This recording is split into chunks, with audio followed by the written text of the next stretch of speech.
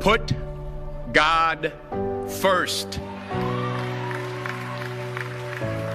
Put God first in everything you do.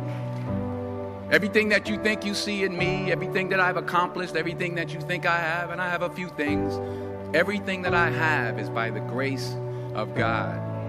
Understand that. It's a gift.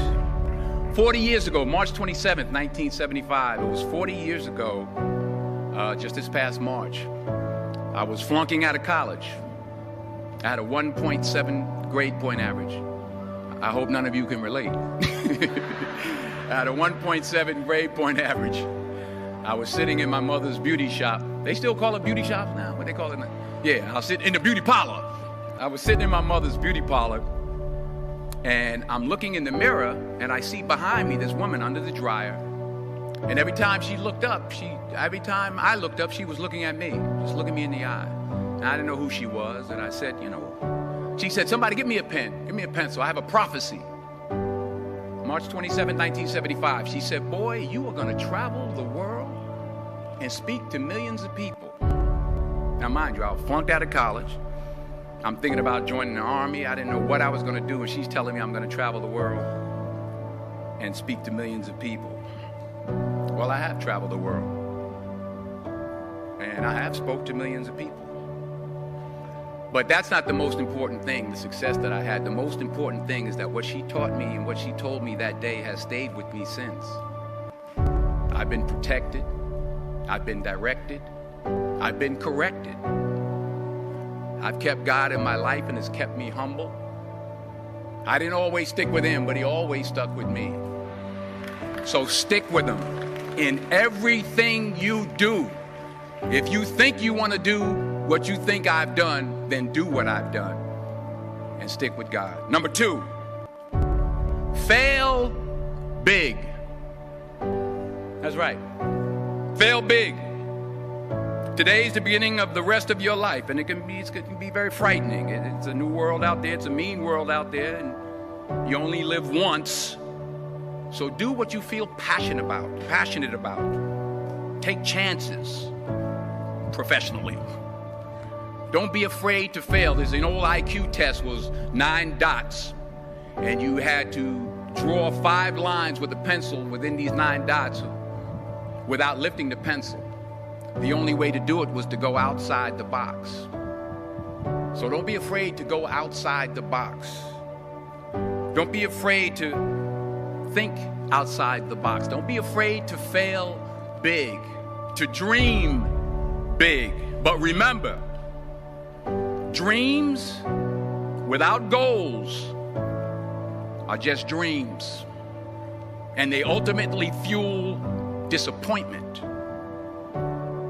So have dreams, but have goals. Life goals, yearly goals, monthly goals, daily goals. I try to give myself a goal every day. Sometimes it's just to not curse somebody out. Simple goals, but have goals. And understand that to achieve these goals, you must apply discipline and consistency. In order to achieve your goals, you must apply discipline, which you've already done, and consistency every day, not just on Tuesday and miss a few days. You have to work at it every day. You have to plan every day. You've heard the saying, we don't plan to fail, we fail to plan. Hard work works.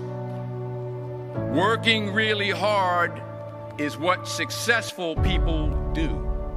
And in this text, tweet, twerk world that you've grown up in, remember, just because you're doing a lot more doesn't mean you're getting a lot more done. Remember that. Just because you're doing a lot more doesn't mean you're getting a lot more done. Don't confuse movement with progress. My mother told me, she said, yeah, because you can run in place all the time and never get anywhere. So continue to strive, continue to have goals, continue to progress. Number 3, you'll never see a U-Haul behind a hearse. I'll say it again. You'll never see a U-Haul behind a hearse. I don't care how much money you make, you can't take it with you. And it's not how much you have.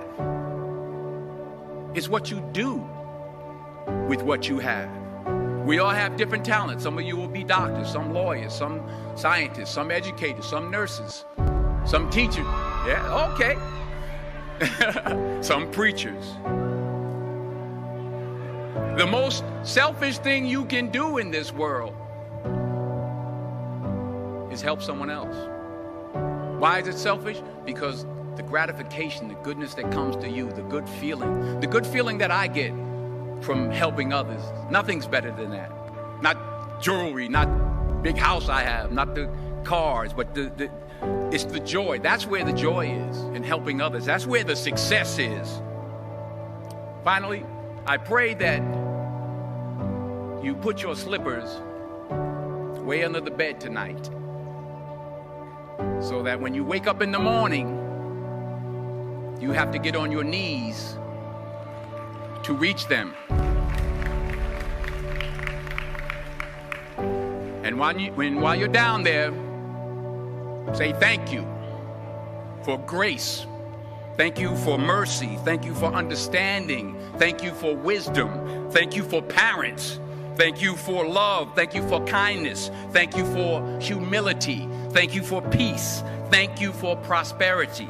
Say thank you in advance for what's already yours. That's how I live my life. That's why I am, one of the reasons why I am today.